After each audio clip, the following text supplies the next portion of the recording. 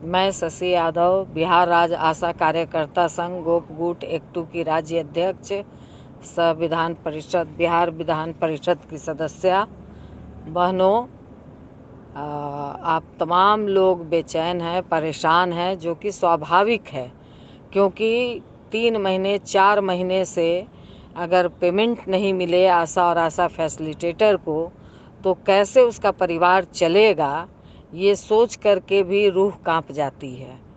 कई आशा कार्यकर्ताओं के इतनी गरीबी हालत होती है कि घर में चूल्हा जलना आफत हो जाता है।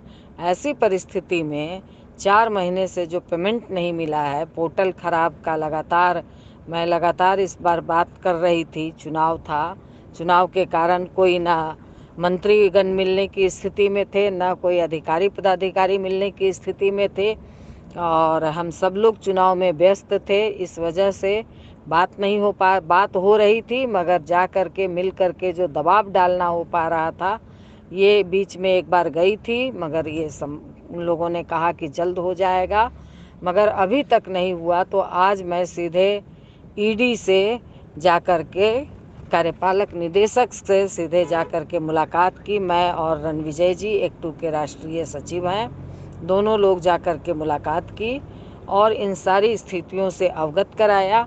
नई ईडी आए हैं, पिछले जो इन सारी प्रक्रिया में थे संजय जी, वो बदल गए हैं।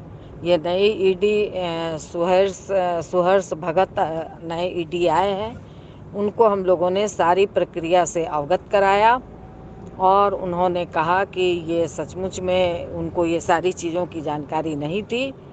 तो उन्होंने तुरंत नीचे के जो आशा के पदाधिकारी लोग हैं उनको बुलाए और कहे कि इस पर एकदम तत्काल कार्रवाई होनी चाहिए।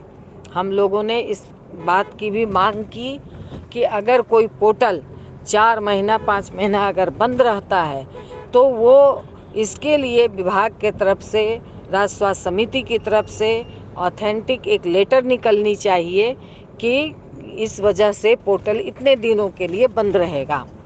और इसकी आड़ में, क्योंकि इतने दिनों से पोर्टल बंद है, इसके आड़ में कई जिलों से मुझे रिपोर्ट मिल रही है कि वहाँ पर पदाधिकारियों के द्वारा पैसे का खेल खेला जा रहा है। कहा जा रहा है कि आधार ले आइए, अपना सर्टिफिकेट ले आइए, जांच के नाम पर फिर पैसे का खेल शुरू हुआ है, जो पिछले 1-1.5 साल पहले शुरू हुआ था, जिसको हम लोगों ने लड़ करके उस पर लगाम लगाया था।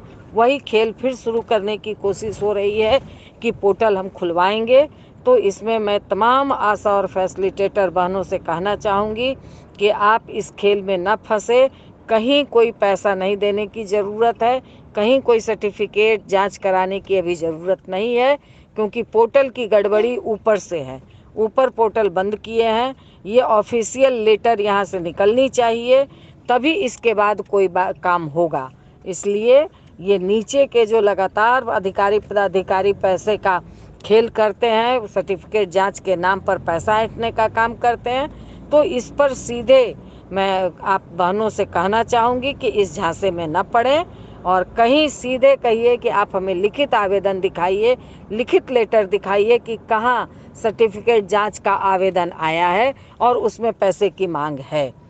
तो ये आप उनसे सीधे इस पर बहस कीजिए, लड़िए। अगर किसी तरह की कोई बात आती है तो आप मुझे सीधे लिखित रूप से सभी आशाओं की फैसिलिटेटरों के सिग्नेचर से आप मुझे सीधे इसको भेजिए और इस पर मैं ऊपर कार्रवाई करूँगी। इसलिए इस बात के लिए आप तमाम लोग निश्चिंत रहिए। और बिल्कुल ये सही सोच करके सही में बहुत दुख होता है कि हमारी आशा बहनों का इतने दिनों से पेमेंट नहीं हुआ है, जबकि हम लोगों ने लड़ करके उसको रेगुलर करवाया था। पोर्टल की वजह से रेगुलर पेमेंट होता था या अनियमित पेमेंट पहले होता था, फिर ये जो प्रक्रिया शुरू हुई है, तो अब कुछ चीज़ें और 2-4-5 दिन में नियमित होंगी। अब मुख्यमंत्री कल आए हैं, तो अब धीरे धीरे मंत्री अधिकारी सब लोग आ रहे हैं। तो इस प्रक्रिया में अब हम लोग भी चुनाव से निवृत्त हो चुके हैं, इस प्रक्रिया में लग चुके हैं अब हम लोग। और आगे भी जो बकाया पैसा है, जो पेमेंट नहीं मिल रहा है 5-4 महीने से। इन सारी प्रक्रिया में अब हम लोग लगे हैं। या जो विभागीय फैसला हुआ था 1500 रुपया बढ़ कर के मानदेय के साथ देने का, इन सारी प्रक्रिया में अब हम लोग पुनः लगे हैं। कल एक लिखित आवेदन ईडी के ही कहने पर कि आप इस संदर्भ में एक लिखित आवेदन आप लोग दे दीजिए, तो कल एक लिखित आवेदन भी दे दिया जाएगा।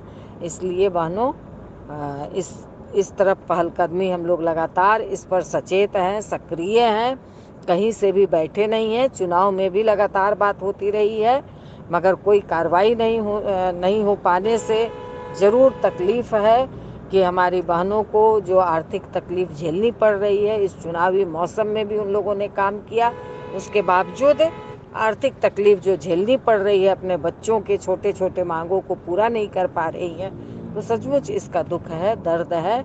मगर सरकार की प्रक्रिया में देर हो सकती है, मगर इस पर हम लोग लग करके इसको शुरू करवाने में लग गए हैं। और साथ में मैं ये कहना चाहूँगी कि ये चुनाव में जो भी हमारी बहनें काम की हैं, वो लिखित रूप से दे दें अपने प्रभारी को कि हमने काम किया है। अगर वो पैसा अभी तक नहीं पेमेंट हुआ है, तो उसका भी आवेदन आप लोग अपने प्रभारी को दीजिए, और उस आवेदन को आप मुझे भी ऊपर फॉरवर्ड कीजिए। तो इस संदर्भ में यहाँ भी हम लोग बात करेंगे, और उस पर आगे क्या प्रक्रिया होगी इस पर भी हम लोग बात करेंगे।